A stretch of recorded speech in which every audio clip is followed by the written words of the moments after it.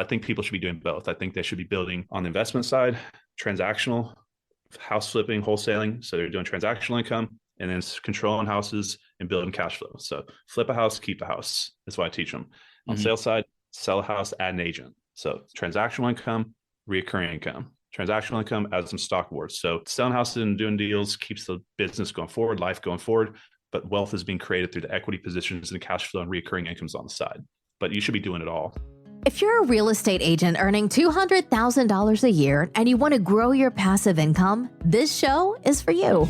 Learn secrets other agents use and hear from experts in our field who will guide you on your journey to investing in assets like apartment communities, so you can take your commissions and turn them into cash flow. Here's your host, Randall. Let's dive in. All right. Welcome back, agents. Today, we got a special guest. We're bringing on Connor Steinbeck. He is crushing it at eXp, has over 3,400 agents. He's built a massive team in a very short period of time. And it's interesting when you talk about investing, and my background is heavy in investing, fix and flip, and that sort of thing. And I've always likened that strategy to having a product, right? If you're on the investment side of the business, you are creating a product and you are selling that product. And if you are on maybe the brokerage side of the business, you're really in the service-based business where you're reliant on customers to sell a house, right? So you're marketing for different things. And so the risk on investment strategy is a lot more it's a riskier play is how I always think about it. And talking to Connor made me remember how I've thought through this many times in the past and I've talked about it with other guests on the show as well, where I'm like, if you want to go out as an agent and de-risk your investment strategies, all you have to do is start working with investors as an agent who do the type of strategy that you would like to do. And then you learn it from them.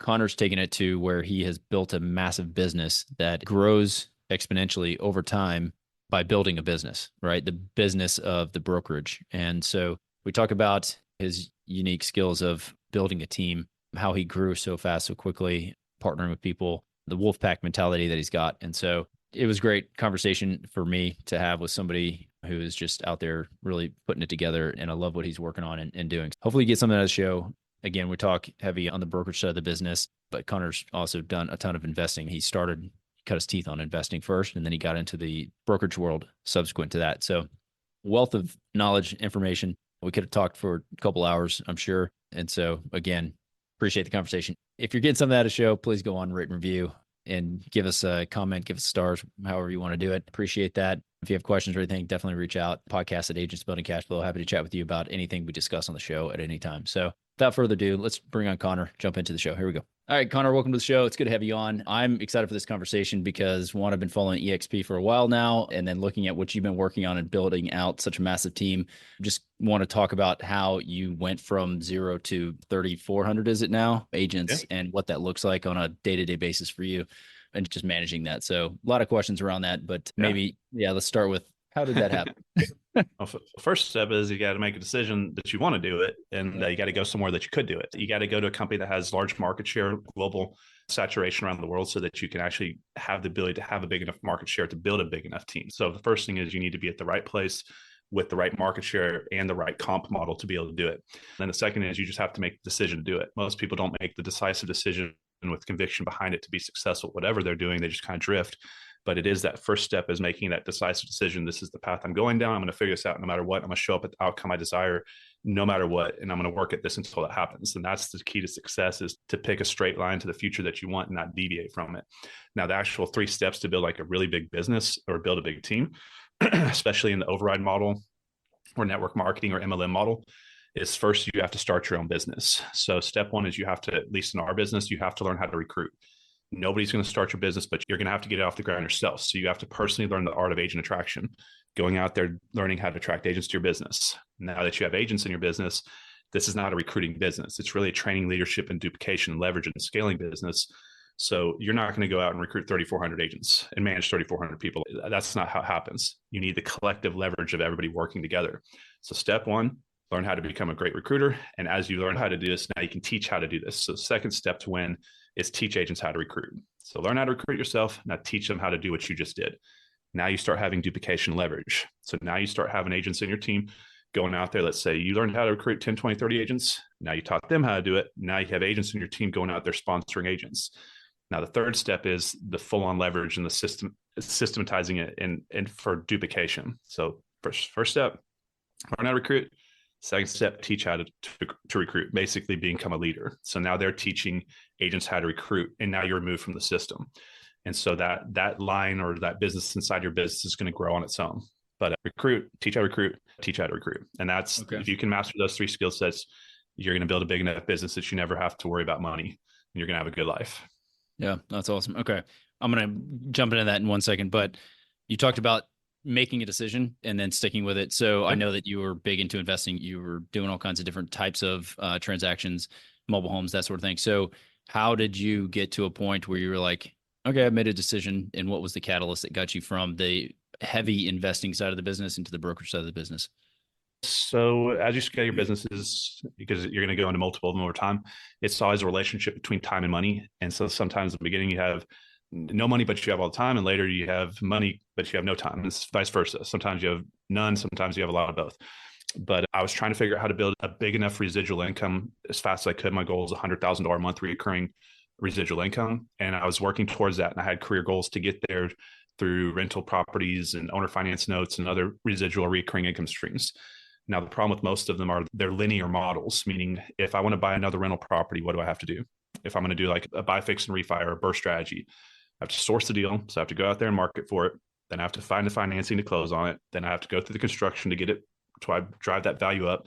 Then I have to go back and put a tenant in it and then refinance it out and repeat it. So if I double my portfolio, let's say I'm making $500 on that property, to go to 1,000, I have to do the exact same effort, find a deal, source it, and go through that whole process. Whereas the growth model with an override system, there's leverage to it. So I could bring a partner in, sponsor John Smith on my first year. Now, with John Smith is a great recruiter. So I actually sponsored the #1 recruiter in the world. So I brought the #1 agent to eXp globally. He sponsored over 500 people personally. So that would be the equivalent of going and buying 500 rental properties for me, if you want to look at it that way.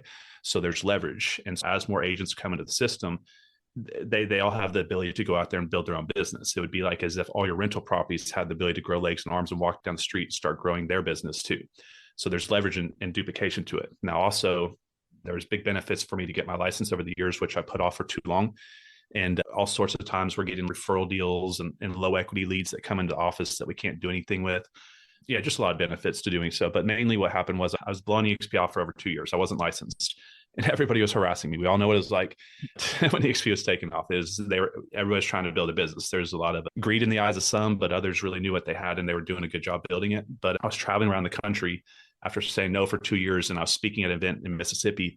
And one of the speakers at the event was the #1 team leader in the overall team size, the largest team at eXp, was speaking at that same event. And I spent 3 days with him, and I couldn't escape. And he showed me he was making over $100,000 a month, and he did it in just over 2 years. And I was like, it's like that Wolf of Wall Street movie where it's like that scene from the diner. They're like, you proved to me you're making $72K a month. It's just like that. I was like, Rob, you proved to me you're making 6 figures a month, true net cash flow, no tenants, no termites, no toilets, no back-end management system, none of these extra expenses and risks and liabilities. I'll go get a license and I'll go build this around the world with you. And that's essentially what happened. And so I went and got my license. I joined eXp as 2018 was starting. Yeah. And so we're a little over 6 years into this. We now have 3,400 agents. I think we're closing up almost 7,000 houses for the year already, I think, to go back and look. But yeah, that's how it all started, is finally getting in proximity to someone that I think I got close enough that I could touch that it was real. And I just was like, I got to do this. I was like, if I don't do this, I'm going to look back and wonder why I didn't do it. But that's why I ended up going down that direction. Yeah, no, it's incredible when you put it that way and you think about growing a business in general and how an investment in a business that can grow on its own, and you have teams of people working for you going out. And that's one way of exponentially growing your personal wealth and income. But this is something different. I briefly looked at it, full disclosure. I'm a broker, and I looked at it. One of the guys that you had on your show, Chris Ballins, he was talking to me about it. He's a real estate investor as well. But it just didn't resonate at the time. I was like, oh, no, I'm flipping houses. I'm doing this thing, that thing. How do you compare today, 2024, compared to 2018 when you signed up? Like, it was ripe. It was a new thing. It was a new kid on the block. It was super easy, maybe easier than it is now to go out and sign agents up. but that's just me looking at it from the outside in. So is that true, or is it just as easy today to go out and build a big team? Truthfully, it's going to be a little bit harder to build a big team now, but the way these companies work is in the beginning, you have a bigger market share because not as many people have gone through the company or seen it yet. So the traction ability is easier. So there's two different things that create a net growth in a business like this. You have the front door and the back door, how many come in versus how many leave. So when the company's smaller, it's newer, it's easier to catch attention. There's less run through rates when people came in and had a bad experience or whatever it is. So you can attract more, but the problem is attrition's higher in the beginning, because in the beginning of businesses, there's growing pains. So there was a lot of issues in the beginning of eXp where they were scaling and system issues and things like that. Now, where we're at now is the company's bigger, so there's a little bit less market share, but the company is just light years better as far as like an actual company. What eXp is actually like a really good company. Now, the joke was in the beginning was all we do is recruit agents, but now we're the number one brokerage in the world independent for transaction count. So we're now number one in the world for transactions, but also for growth the size we're at. So the company's it's a really great company now. In the beginning, not so much, but now so you have less agents that you can probably attract, but your sticking rate and the attrition is lower, if that makes sense. In the beginning, you can bring more in, but attrition's higher. Now you can probably bring in a little bit less, but you have a better company and you're going to have more long-term partners. But over the years, they've improved a lot of the systems and continuously added stuff on. But you're never going to get like any company like that initial jump in the very beginning. Those exponential windows only last for a year or two. Every company ends up going to a lower exponential or even a linear growth. But I tell people, like, sincerely, each person's a little bit different, but I truly believe that it's still easier, even 10 years, to come into a company like this and build a recurring income to six figures or multiple six figures than it would be traditionally the way I was doing it, the rental portfolio and that type of process. So I think people should be doing both. I think they should be building on the investment side, transactional, house flipping, wholesaling. So they're doing transactional income and then controlling houses and building cash flow. So flip a house, keep a house. That's what I teach them.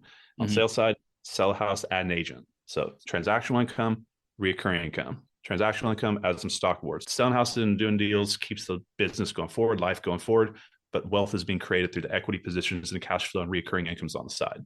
But you should be doing it all. But you can definitely, we've had people come in and still build businesses quickly. There's a lot of variance on the type of person that they are. So anybody that really wants to take it serious can, but I would say if you're not going to take it serious, you're not going to do it. And that's probably the case with any business, but that's my take on it. All right, for sure. Okay, break it down for me. Again, it's been a long time since I looked at it. I'm just curious. I want to know if, again, I'm a broker. I'm like, hey, this sounds great. I want to come over and do this. What is the time frame, or not maybe time frame, but what is the transaction volume? And maybe that's not even the key metric that you guys look at. Is it like, I need this many agents before I start making money on a residual basis, or I need to have 100 transactions a year before I'm making some residual? I don't know what that number looks like, what those metrics are that you guys are tracking. Yeah, so we only earn revenue share during an agent's capping window. So we're on an 80-20 split, $16,000 cap. If an agent's doing a full 3% commission, they're going to cap it around $2.66 million as far as the sales volume. Yeah. You only earn revenue sharing during their capping window, because after we cap, we go down to a flat fee shop rate. So if they're selling 100 houses, that's not going to help you as far as your income going up and beyond that, except it's going to be great for them and that person. And they'd be what's called an icon agent or a company. They get their cap back in company stock. But someone selling 100 houses would be a good partner because they're an attractive individual, successful, and also people want to be around in proximity to that person so that you can help them help attract more agents. But as far as like production, your rev share it stops for the year and caps when your partner's cap. So you only earn rev share during the capping window. Got it. And then as far as transaction volume, usually people are capping between 7 and 12 houses is usually what I see. So yeah, you want to go wide with agents doing at least 2.5, and that's where you are making the most range. Yeah. So, you never so a lot of people get out there and tell you, oh, you're going to make this per agent.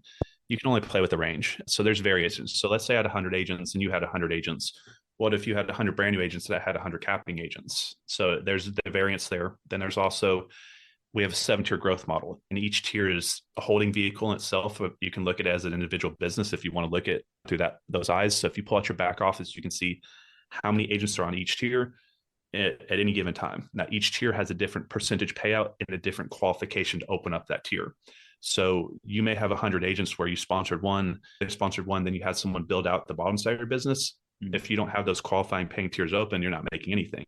But if you went sponsored 20 agents, and then those 20 each sponsored a handful and now you have a big business on your first 2 tiers, you could be making large income. So what I usually see people is they make anywhere from $400 to $1,000 per agent per year from what they started with. So if you started the year with 100 agents, most of the businesses I see are making $400 to $1,000 per agent per annum, if that helps. Yeah, that makes sense. And it can range because of a lot of things. Qualifying for tiers, the price point of the market also helps, because if they're in Canada and the Northeast, like 1 or 2 houses caps and things like that. Even leases are high in those areas. Okay. Yeah, that helps. I appreciate that. So I want to know, again, how much in the nitty gritty are you on the actual training of the, hey, agents, you need to go out and do X, Y, and Z in order to get more business? Or is it more, hey, I'm going to train you how to go get more agents? Which way would you say you're more comfortable? So I'm more of an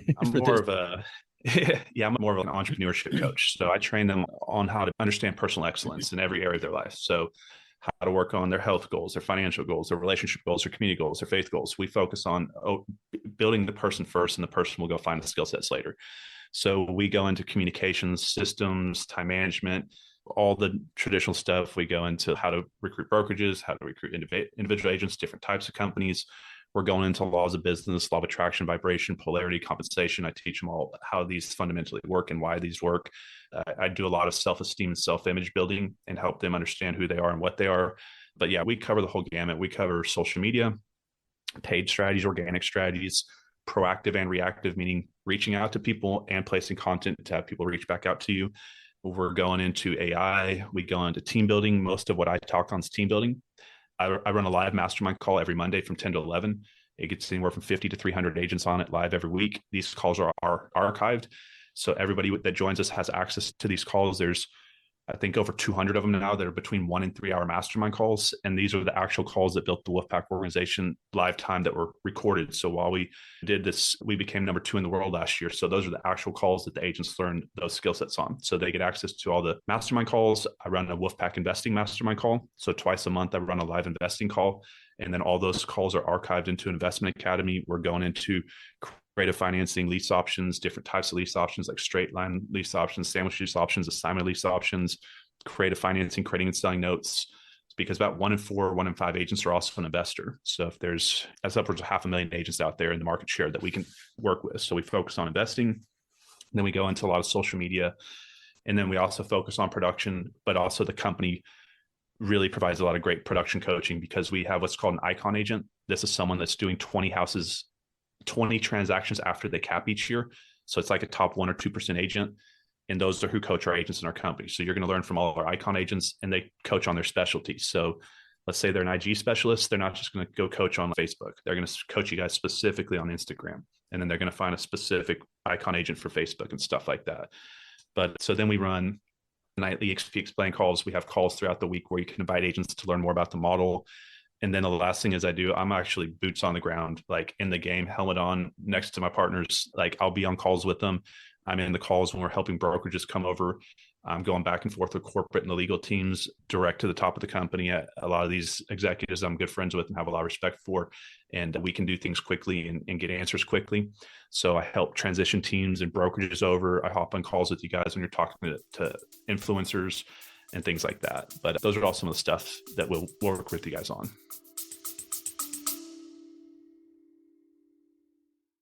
Hey everybody, Randall McCleared here with a special shout out to our friends over at Envone. If you're looking to diversify your investment portfolio, you've got to go check them out. It's envone.com. It's a crowdfunding platform with a wide range of investment opportunities, things like real estate investing and even bourbon barrel investing. So check them out. Envone hosts our crowdfund. It's actually a single-family real estate investment fund that we've launched with them, and we've had an awesome experience working with Levy and his team. They're super responsive, very quick to assist us with things that we need, and they have crowdfunding down to a science. Go ahead and check out episode 154, where Levy and I discuss crowdfunding in detail and how it can help you either invest or raise capital. And check this out. As a friend of the pod, launch your crowdfund with Envone, and you're going to get an exclusive 10% discount when you head over to envone.com/ABC, or simply call Levy and his team at 475-800-8716 and mention Agents Building Cash Flow. Go crush it. Happy investing. Talk to you later. Yeah, man. Okay. So you're a busy guy. Yeah. All right. I want to break down a few of the things then that you go through with the teams, because a lot of the listeners, real estate agents looking to invest, trying to figure out where to invest or where to start or how to grow their active income, which is their broker side of the business. What are some of the things that you're seeing across the company with, again, 3,400 agents that some of your reps are doing that is generating the most business right now? For like investing agent, or for for growing like listings, buyers, that sort of thing. Just like top producers, what are they working on that seems to be working the most? Yeah, the biggest producers out there have cracked the code to inbound reactionary social media marketing for sure. Whether it's organic straight through YouTube or IG, or they're using paid ads in some way. But like we had a freshman agent, his name's Suman Kim. He broke Texas state record with us his first year and did $67 million in sales. And the next year it was either, I think it was like 83 million. Don't quote me on it. It's in the 80s or something like that, all through YouTube. A lot of the number one recruiter in the company, who's my partner, Mike Sherrard, some of you guys know, he did it all through inbound agent attraction. So the reason why that's the number one strategy is because of leverage of time. If you're doing most strategies, they're one-to-one time unit relationships, meaning if I go knock on a door, I'm trading my time one-to-one. Whereas if I took that 30 minutes and I put it into a 30-minute video and then put that video on the internet, what happens if 100,000 people see it? I have 100,000 time unit relationship to the one unit I put into it.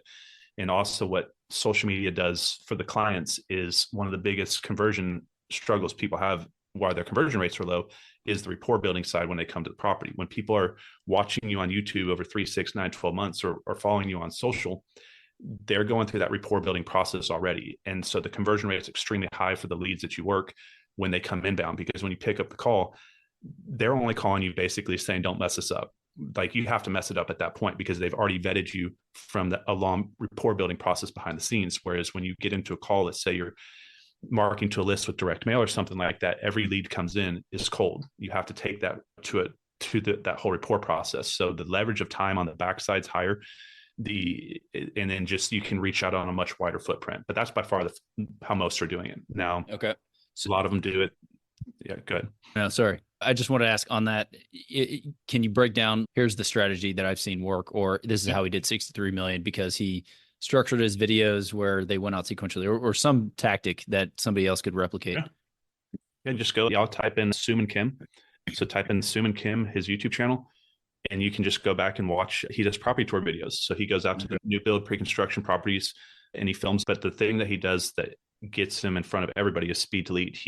Everybody else waits for this kind of subdivision to get up and go. And let's say a new property comes available. He's out there getting it done first and he's putting it out there first. So when he puts that address or those keywords on the internet, it's the first thing that the algorithm's going to crawl when someone types that property in. So he's making sure to get out there speed wise to get it out there. But that strategy, a lot of people are using. It's not just Suman. A lot of them have used this new construction, go film the properties and then put those out there. It works better for you guys if you're in a migratory market where people are moving into your market, not away from it. So the reason why Suman's done well is he was from California, moved here to Texas, then he helped out a few of his friends, and then there's a bunch of people moving from California to Texas. So if you guys are in a market where people are moving to, that's a really good strategy. Now, if you're in a market where people are moving away from it, you may have to look at different strategies there. And I don't know what to tell you right there, but you can still get a transaction on the way out. You just find someone like Suman in Dallas or wherever that Florida's another one, or Arizona, and then you just connect people for referral fee at that moment. And then that person, like a Suman in Texas, is going to be like, hey, that's serve it up for me. I'll go do the deal now. Yeah. And you just partner with them. But that's the cool thing about being an agent is you can do referral deals and you can pass leads to people. Yeah, for sure. Okay. So then let's get some of the strategy on the social media side. What's another, before we go back, because I want to talk about the recruiting and how you recruit, some of the things that you're working on, but sticking with growing that active business and active income as an agent, that's one. And it sounded like you were going to say something else or go down another path and I cut you off. I don't remember what I was going to say, but yeah, a lot of people doing businesses through referrals, traditional marketing strategies, neighborhood canvassing, and being dominating an area, meaning instead of just doing 10,000 houses one touch, they're taking 1,000 houses and touch them 10 times, but really canvassing that area once they know a good area. Just all the traditional strategies that people are like. The thing is, guys, if you're hearing stuff out there, people are doing like direct mail, paid ads, pay-per-click, all this type of stuff. Anything works if you learn it and work it enough. So it's just, do you want to do that? So some people will never put themselves on camera, but they'll cold call all day. And then the other person will never cold call a single person or knock on a door, but they'll film videos at home all day. So what you need to do is find out what you would be comfortable doing. And also you need to look at relationship between time and money. So there's time strategies and then there's dollar strategies. A time strategy would be pulling out your MLS and working expired listings and just reaching out to them. Whereas like a paid strategy, you run paid ads, right? So you need to look at your individual business where you're at, time and money. And if you guys don't have a lot of money right now, don't feel bad. I didn't do my first deal in real estate till I was $100,000 in debt. You do not need money to do this business. You need goals and work ethic, the belief that you can do it, and never giving up until you figure it out. But you need to figure out your individual position. How much time and money do you have to put towards your business each month? Then look at all these different strategies out there. Watch as many YouTube videos as you can. And we can give you ideas when you come with us. And we teach a lot of these strategies, but it's not more what you're doing. It's will you do it long enough for where you'll figure it out and will it work for you? Because if you're going to do something that's going to burn you out, you're not going to do it anyways. And if you can't afford to do something with a big enough sample size where you can get real data to see if it's working or not in split testing, then you're not going to know long-term if this is going to work or not. You're going to have too much variance in the short run of your sample size to decide if this makes sense to keep marketing behind it. Yeah. Yeah. All right. Let's dive into then the actual recruiting side. Again, you built a massive business. How long after you joined eXp did you really start to see growth in the number of agents? Was it right away or took some time? How did that grow? Yeah. So like my first year, I think I recruited 40 people, 40. So I personally attracted like 40 or so. Yeah. And at the end of my first year, I was just over 150. So I personally attracted like 40. My business was like 150 or so total across all those tiers. Mm-hmm. And then we got to, I think we just over doubled and got right over 300 the next year. We just over doubled again to 600 the next year. And then we had a really good year that year. That's when I brought Mike Sherrard on and a couple other great leaders. And also that was the big pandemic kind of explosion when everything took off. We added 1,000 agents that year. I think we went from 600 to 1,600 in 1 year. And then we went to 23 or 400. And then last year, I think we went to like low 3,000. And now we're sitting at 3,400. Yeah. Something like that. Yeah. And so again, when you first started, was there already training in place for eXp that you were tapped into, or it was like, I'm going to build this whole thing. I'm creating this. Yeah. So okay. Yeah. That's what I was curious about again, when I was talking to Chris about it back in the day, but again, I don't know if he signed up with you or who he's with, but Chris is with me. Yeah, he is. Okay. Yeah. Cause he was telling me this massive training program's already built out. You don't have to do anything. Just come on and check it out. Yeah. So in the beginning, eXp, when I came in, they didn't even have like corporate company slide decks. Me being entrepreneurial coming in, I'd been building businesses for a while before this. So I think I had a good understanding. So I never came in to sell houses. I came in just to build the business. What I realized was there was no infrastructure. There was no unity. Everybody was running around like a chicken with their head cut off. And so that's when I came up with the idea of the Wolfpack. So what the Wolfpack stands for is, what do Wolfpacks do? They're family. They run together. They win together. They don't take on the world as a lone wolf. So the mentality behind what the Wolfpack is, it represents a revenue share organization as a shared compensation line, but we're going to do it together. So that's when I started creating the mastermind calls and all the training academies and the investing course and all the stuff that I was talking about, our value proposition. And then we branded ourselves. And so what that did was it created an environment to where you had extra value added on top of what eXp was providing. Now there's teams doing this forever. Everybody's built teams. But what a lot of people did differently than what I did was they wanted to charge. So they're all running production teams. They want 25%.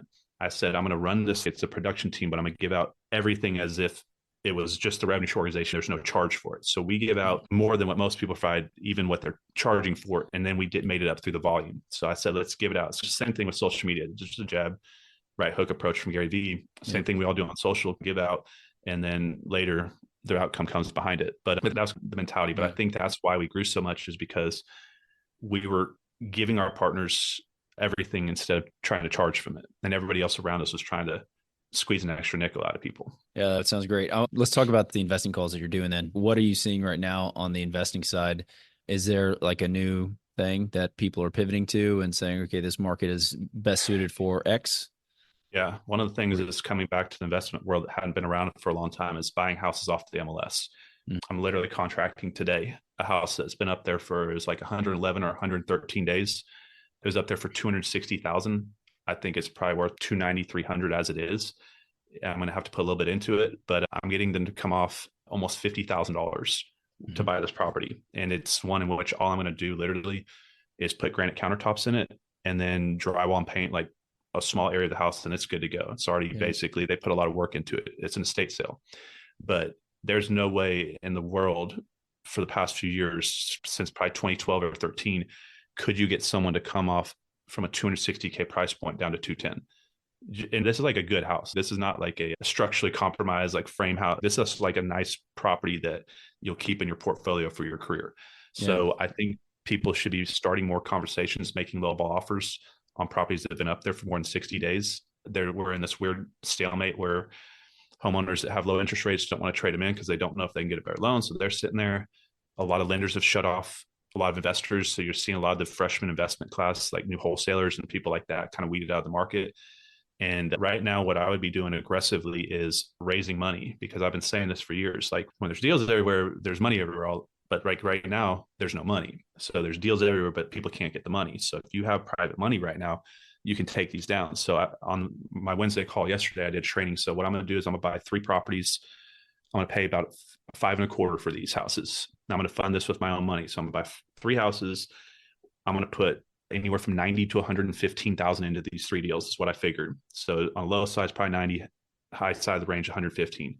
And then with all my carrying costs, basically I showed that I'm going to be in the between $650,000 and $660,000 into this deal. Now I'm going to be able to go back to the bank. I'm pretty sure when I get it appraised, it's going to be a low $900,000 number. We'll just say 900. So when I did the 80% refi in the example, I think I was going to be able to pull out 720,000. And so I went through and I showed basically how all the numbers worked out. I showed all my carrying costs, utilities, and everything. Basically, I'm going to be pulling out probably a 60 to 70 check after refinancing, have almost $200,000 in equity in this property and cash flowing, probably or in these 3 houses, about $1,500 a month. And then I'm going to pull my money back out and I'm going to go do it again. And so instead of doing just like a one-off BRRRR strategy, I'll do them multiple at a time. And then I'll finance them on one loan, package loan, portfolio loan, blanket loan, whatever you want to call them. It's just a loan product that you can finance individual single family properties as one payment across all those. And then you take that original dollar and you go do it again. So what I was trying to explain to my agents the other day is why some people create wealth and why some don't. So let's look at why most people don't create wealth. Let's say I have $1. Okay, I have $1 in my hand. And then I go to a gas station and there's a candy bar. If I buy that candy bar, what does that mean? My dollar goes from my hand to their hand, but the candy bar comes to me. So I have no dollar, but I have a candy bar. Now, if I eat that candy bar, what do I have? I have nothing. I have no dollar, no candy bar. I'm completely broke. And this is what most people do with their money. As soon as they get it, they spend it on something that doesn't bring value back to them. They don't buy assets. They just waste all their money.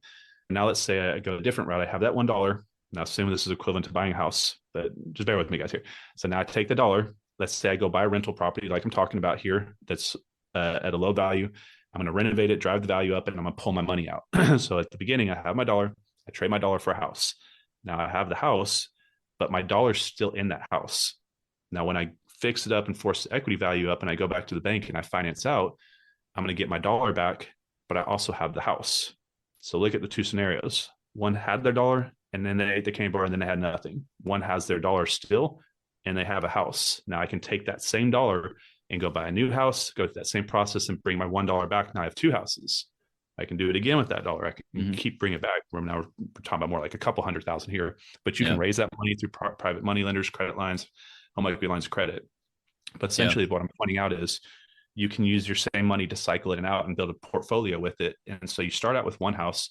And then as you build your net worth up, now you can do 2 houses at a time. Now you can do 3, or you can go into apartments. But really, that's the way that you guys can create wealth. And then also while you're doing this, you're getting the tax write-off from your production business or you're flipping, whatever you're doing, you're going to get, by acquiring this cash flow real estate, you're going to get bonus depreciation and then your write-offs. And so if you can buy enough real estate each year, you can wipe out a 7-figure tax burden where you don't even have to pay taxes, honestly. Yeah. If you keep buying property.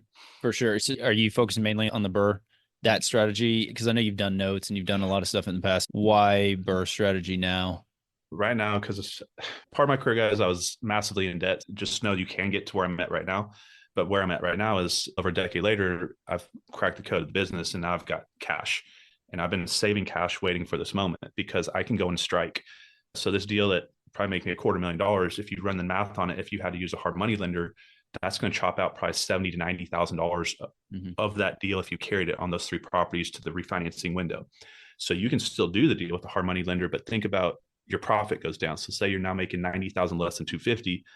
People are like, that's still good. What is that, 160?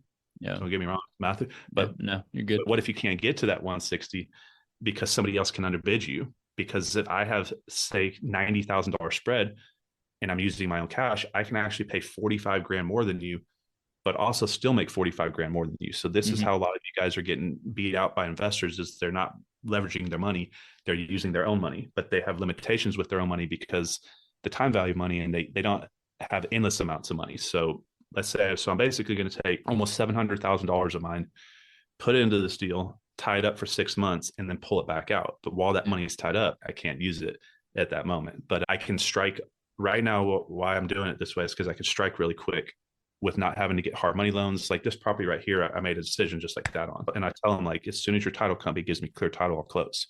So I can go quick and I can strike fast. So you guys can find people that will partner with you raising private money. A lot of lenders out there will give you 8% if you look hard enough at no points, or 10% with no points. But it's not that I'm opposed to doing other strategies. This is just the fast. So where I'm at right now is I'm trying to acquire as much debt as I can, essentially, that's leveraged correctly. I'm not so concerned about the cash flow on the property because I got cash flow coming from other businesses. I'm more concerned about getting the property controlled for an equity play. So even if I pull my money out and let's say I'm only making like flat, I'm breaking even, but I can control a few $1 million worth of real estate. What happens over time is you'll season into the performance of the property. You're going to have the market going up, hopefully, principal being paid down by the tenant, and then rent rates have historically gone up in time. You guys can track how your rent rates are going up. So let's say you have a property that's negative $100 cash flow today, but you financed out all your money and you have the money to carry that $100 a month payment. Then let's say in 5 years, you may be making $500 a month cash flow. So if you can carry the properties and control it, I'm a big believer in just get the asset. Now, most people are trying to build their portfolio to create cash flow.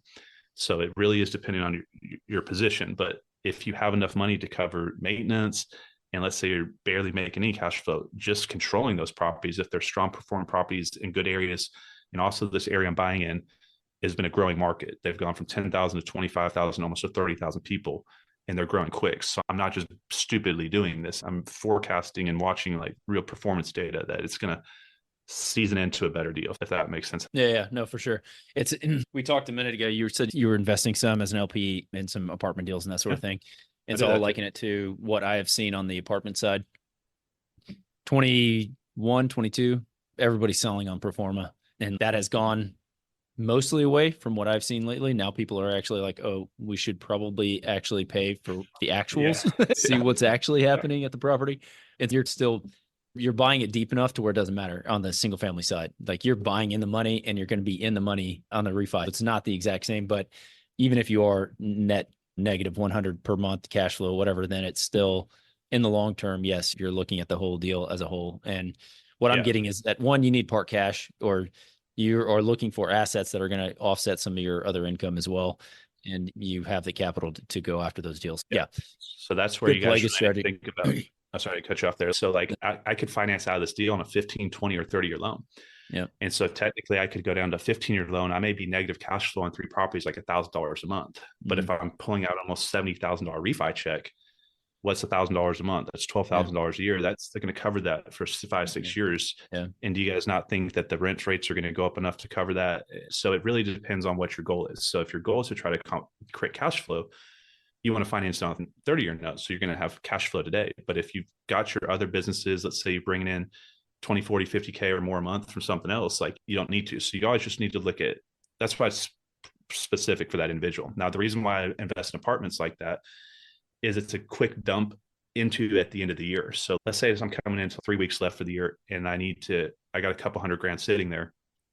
I may not be able to find a house that makes sense in those last 2 weeks, but I can stuff it into an apartment deal if it's going to drop my tax burden down and it makes sense to do the deal. Now, I wouldn't just do it just for the taxes. That's how sometimes people overlook and get in a bad deal trying to do that. But if it makes sense tax-wise and the returns are sound and you got a good GP team, you can get it in there quickly at the end of the year, put that way, where it's not trying to source an actual house to buy during the holiday window at Christmas when you're not going to get a house at that point. So it's, and it just diversifies a little bit. So I have some of my money in apartments, some of it in single families, some in stock market, some in crypto. And so I just spread it around. But most of my money going forward is going to be in single family rentals or apartments.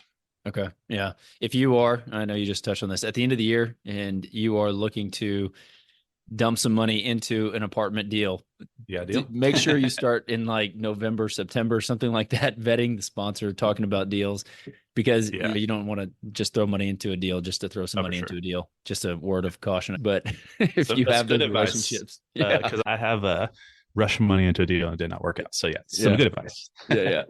Awesome. Hey, Connor, man, I appreciate you jumping on. I could ask you a ton of questions, I know, but we're at the top of the hour, and what you've done, what you've built is awesome. It's great to see. And maybe I can talk to you offline a little bit more about eXp and what's going on, because when things tightened up over COVID, it was evident to me as a real estate investor that having a source of income that was not reliant on just necessarily marketing dollars or the effort of a single type of investment strategy became evident. And again, growing a business and having a group of agents who are helping you produce and helping pay your living expenses, that sort of thing, it was very appealing. And yeah, we've looked at starting and increasing the brokerage side of the business and building that sort of thing up.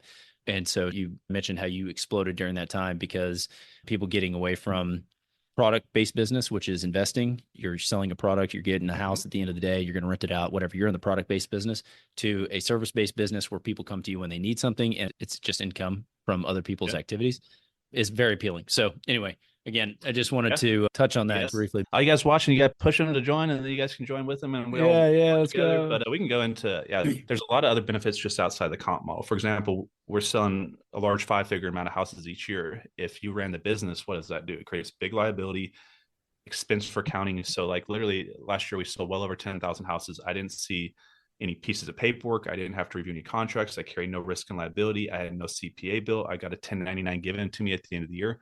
And so really they do all the stuff that we don't want to do as business owners: counting, fundamental, all the back office management stuff. And then they let us focus on the fun stuff: recruiting agents, training up partners, doing transactions. And so I look at them as just like the partnership, as the facilitation side of the business that I don't have to deal with. But I had a broker that he had 130 agents came in with us. He got sued and had $187,000. He took it on the chin and he was like, I'm done. And that's why they moved their brokerage over, is the liability side. But if you guys want to have that conversation, just let me know. And there's always room in the pack. Nice. Awesome, Connor, man. Appreciate it. Thanks for jumping on. Catch you guys on the next episode. Did you know that 80% of the agents we speak with got into real estate in order to gain passive income so they could obtain financial freedom and become work optional?